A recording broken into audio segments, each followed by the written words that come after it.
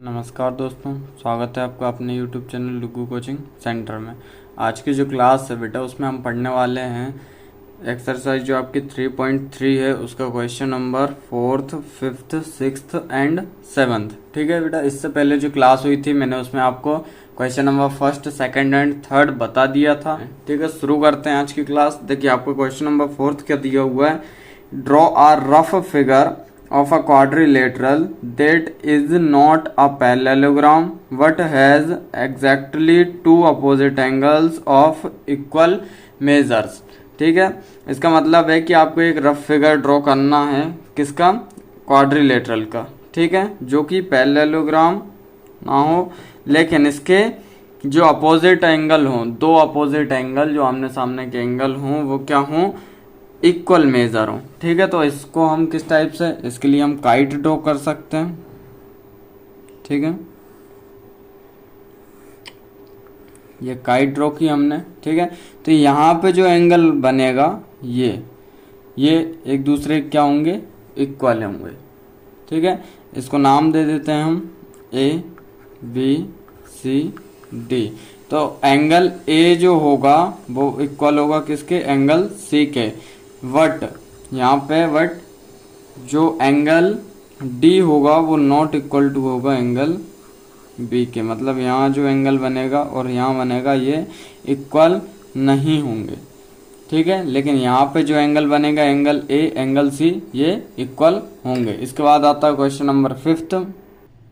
Question number 5th है आपका, The measure of two adjacent angles of a parallelogram are in the ratio 3:2. Find the measure of each of the angles of the parallelogram। ठीक है, आपको क्या करना है, एक पैरेललोग्राम दिया है जिसके दो एडजेसेंट एंगल क्या हैं, आपके दो एडजेसेंट एंगल दिए हुए हैं जिनका रेशो है 3:2।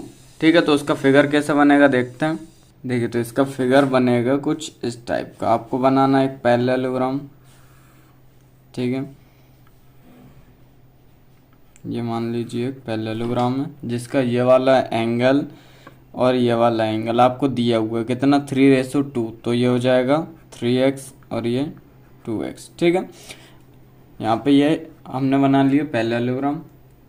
अब यहाँ पे पहला एंगल जो है उसको हम मान लेते हैं। देखिए, late one angle V 3x। ठीक है, वन एंगल का मान लिया हमने 3x और अदर एंगल का हो जाएगा, अदर एंगल हो जाएगा आपका 2x। तो हमने वही नाम दिया है 3x और 2x।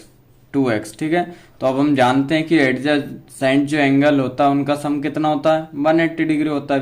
क्यों, क्योंकि एडजेसेंट एंगल जो होता है वो पैरेललोग्राम का सप्लीमेंट्री होता है। ठीक है, तो हम लिख सकते हैं कि 3x + 2x = 180 डिग्री। ठीक है, इसका हम रीजन क्या देंगे, रीजन देना है आपको कि adjacent angle of a parallelogram are supplementary. यहाँ पे लिख देना adjacent angle of a parallelogram are supplementary. ठीक है, तो इसका जो एडजेसेंट एंगल होता है पैरेललोग्राम का वो क्या होता है, सप्लीमेंट्री। तो हम लिख सकते हैं कि 3x + 2x = कितना होगा बेटा, 180 डिग्री। अब 3x + 2x है तो इसको ये सम हो जाएगा तो क्या हो जाएगा, 5x = हो जाएगा आपका 180 डिग्री। तो यहाँ से x = होगा 180 डिग्री अपॉन 5। जब इसको इससे हम कट करेंगे तो आएगा आपका 36। ठीक है, तो यहाँ पे x की वैल्यू क्या निकली अपनी, 36 डिग्री।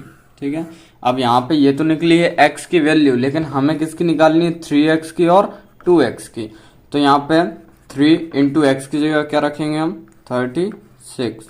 तो कितना आएगा आपका 108।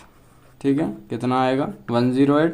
और दूसरा वाला 2x, तो 2x की जगह रखना है 36 = कितना आएगा बेटा, 72 डिग्री। ठीक है, तो इस टाइप से आपका ये जो 3x वाला एंगल है, एक एंगल इसका होगा 108 डिग्री का, ठीक है, 108 डिग्री का, और दूसरा वाला एंगल जो है वो होगा आपका 72 डिग्री का।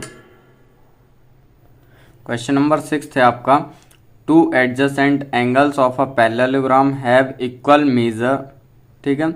इसके बाद आगे है find the measure of the angles of the parallelogram, ठीक है। इसका मतलब है कि आपको एक पैरेललोग्राम दिया, उसके जो दो एडजेसेंट एंगल हैं वो क्या हैं, इक्वल साइज के हैं, ठीक है, उनका मेजर क्या है, इक्वल है।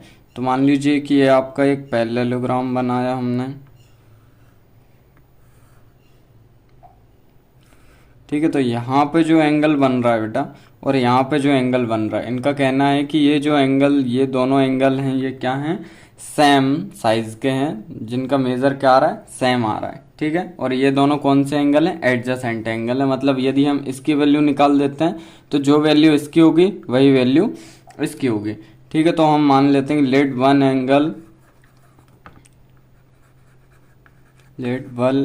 एंगल बी एक्स, ठीक है। पहला एंगल क्या मान लिया हमने कि एक्स है, तो दूसरा एंगल भी आपका एक्स होगा, क्यों, क्योंकि जो साइज इसकी है वही साइज इसकी है। तो हम लिख सकते हैं कि x plus x is equal to 180 degree.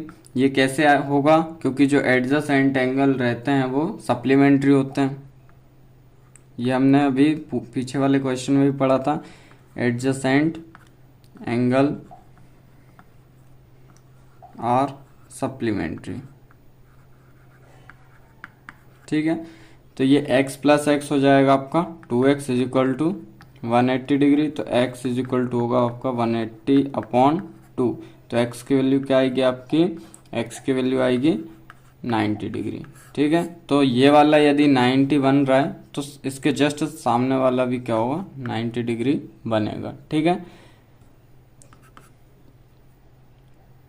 Next है आपका क्वेश्चन नंबर 7, क्या है, the adjacent figure hope HOPE is a parallelogram, find the angles, measures x, y and z, state the properties you use to find them, ठीक है। आपको क्या एक figure दिए हुआ है जिसका नाम है होप HOPE, ठीक है। इस नाम का आपको एक पैरेललोग्राम दिया है, ठीक है। इसमें आपको क्या करना है, जो उसके एंगल्स हैं x, y और z, इनके आपको क्या करना है, वैल्यू निकालना है, मतलब इनको मेजर करना है कि ये कितने कितने डिग्री के हैं। और इसके साथ साथ आपको वो प्रॉपर्टी का नाम भी लिखना है जो प्रॉपर्टी आप यहाँ पे यूज करने वाले हैं, ठीक है। तो यहाँ पे आपको देखिए HOPE, ये तो एक फिगर दिया है, इसमें x, y और z की वैल्यू निकालना है। तो और इसमें एक आपको एक्सटीरियर एंगल दिया हुआ है जो कितना है, 70 डिग्री है। तो यहाँ पे जो एंगल बनेगा उसको हम मान लेते हैं एंगल 1, ठीक है। यहाँ पे जो एंगल बनेगा उसको क्या मान लेते हैं, 1। तो हम लिख सकते हैं कि angle 1 plus 70 degree is equal to होगा आपका 180 डिग्री। क्यों, क्योंकि ये बन रहा है लीनियर पेयर।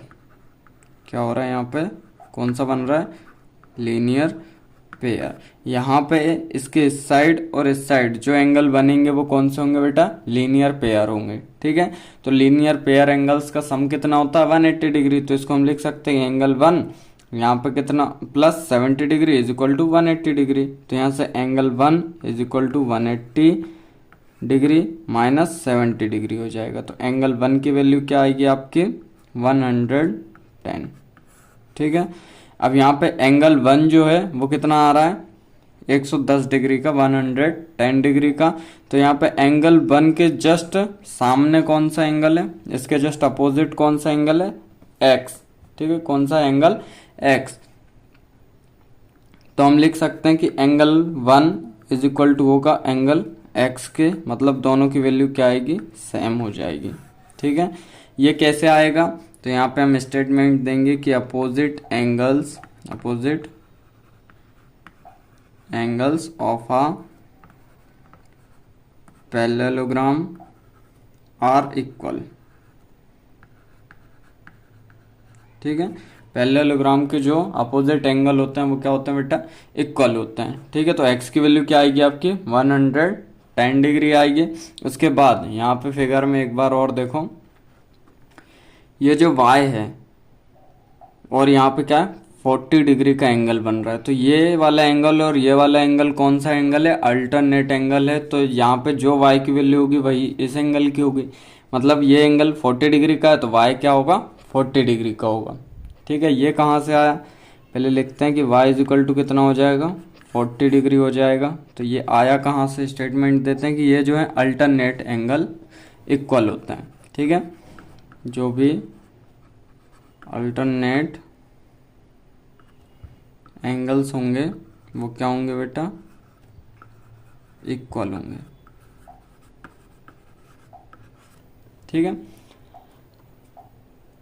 इतना क्लियर हुआ। तो यहाँ से x की वैल्यू क्या आई आपकी, x की वैल्यू आई 110 और y की वैल्यू 40 डिग्री। अब हमें निकालना है z की वैल्यू, तो z की वैल्यू यहाँ देखते हैं, देखिए यहाँ। अब यहाँ पे आपको ये जो फिगर दिख रहा है इसमें ये जो एंगल दिख रहा है ये वाला, देखो ये कुछ इस टाइप से बन रहा है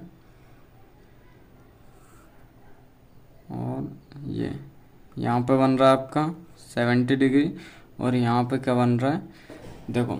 तो यहाँ पे जो एंगल बनेगा वही यहाँ पे बनेगा, क्यों, क्योंकि ये कौन से एंगल है, कॉरेस्पॉन्डिंग एंगल है। तो हम लिख सकते हैं, देखो यहाँ पे इस पूरे एंगल का वैल्यू पूछी है, तो यहाँ पे 40 अलग है, z अलग है, लेकिन हमें ये पूरे एंगल की वैल्यू बतानी है।